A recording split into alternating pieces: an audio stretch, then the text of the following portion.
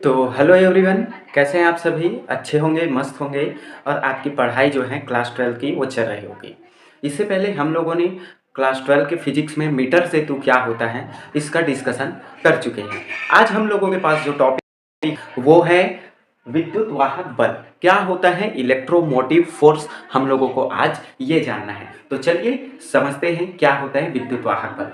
विद्युत वाहक बल जो होता है, आप ये समझिए कोई आपके पास एक परिपथ होता है, उस पूरे परिपथ में एकांक आवेश को चलाने के लिए जितना बल आपको लगता है वही विद्युत वाहक बल कहलाता है।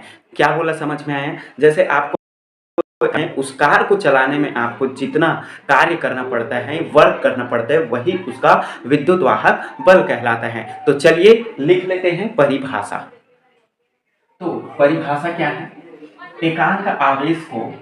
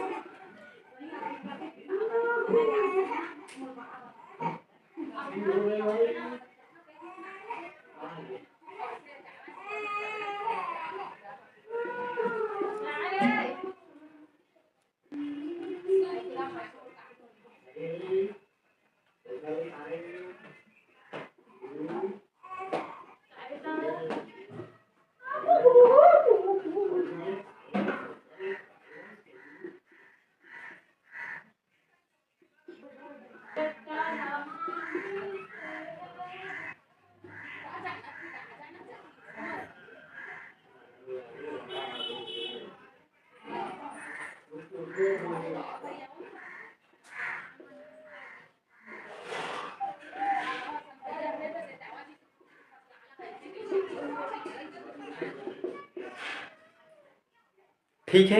तो एकांक आवेश को पूरे परिपथ में चलाने के लिए जितना कार्य करना पड़ता है उसे हम लोग विद्युत वाहक बल कहते हैं, इलेक्ट्रोमोटिव फोर्स कहते हैं। तो इसकी फॉर्मूला जो होगा हम लोगों के पास वो small E is equal to आपके पास वर्क डिवाइडेड बाई आवेश। सेम ये जो होता है आपके पास जो विभवांतर विभव का फॉर्मूला होता है वैसे ही होता है। ठीक है, तो ये हम लोगों के पास होता है एक विद्युत वाहक बल की परिभाषा और उसका फॉर्मूला, ये आपको पता होना चाहिए। ठीक है, फिर दूसरा है सेल का टर्मिनल विभवांतर। टर्मिनल विभवांतर को आप ऐसे समझिए कि जब कोई परिपथ बंद अवस्था में होता है, मतलब बंद परिपथ, तो उससे हम कुछ कार्य लेते हैं। ठीक है, ये खुला हुआ परिपथ होता है, जब बंद परिपथ से हम कुछ कार्य लेते हैं तो उसे बोला जाता है टर्मिनल विभवांतर। तो परिभाषा लिखते हैं, जब परिपथ बंद होता है,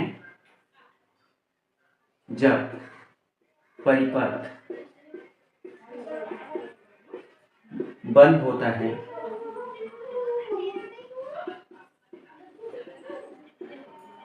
अर्थात परिपथ से कार्य लिया जाता है,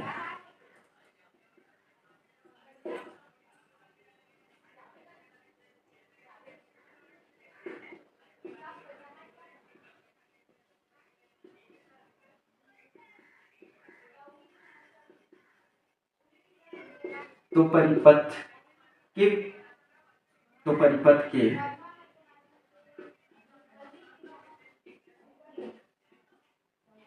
विभवांतर को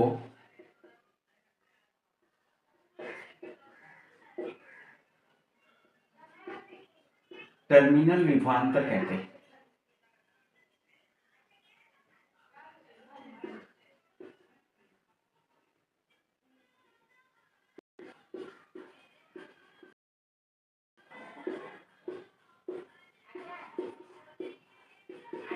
तो ये हम लोगों के पास टर्मिनल विभवांतर की परिभाषा और उसका जो होता है कॉन्सेप्ट होता है। ठीक है, आपके पास कोई भी परिपथ दिया हुआ है, वो परिपथ किसमें है? आपके पास बंद अवस्था में होता है। तो उस बंद अवस्था में जो हम सेल से विभवांतर लेते हैं, मतलब उसमें आवेश प्रवाह, जो आवेश को चलाते हैं, वही हम लोगों के पास टर्मिनल विभवांतर कहलाता है। ठीक है, तो उम्मीद करता हूं विद्युत वाहक बल और टर्मिनल विभवांतर की परिभाषा आपको समझ में आया होगा। फिर हम लोगों के पास नेक्स्ट जो होता है सेल का आंतरिक प्रतिरोध। अब हम लोगों के पास सेल का आंतरिक प्रतिरोध कैसा होता है भाई? तो आप ये समझिए, ये आपके पास एक परिपथ है, परिपथ है, तो इसमें क्या होता है, ये जो आपके पास सेल जो होता है उसका इलेक्ट्रोड होता है ना। तो दो इलेक्ट्रोड होते हैं, तो दोनों इलेक्ट्रोड, एक प्लस का एक माइनस का, ठीक है।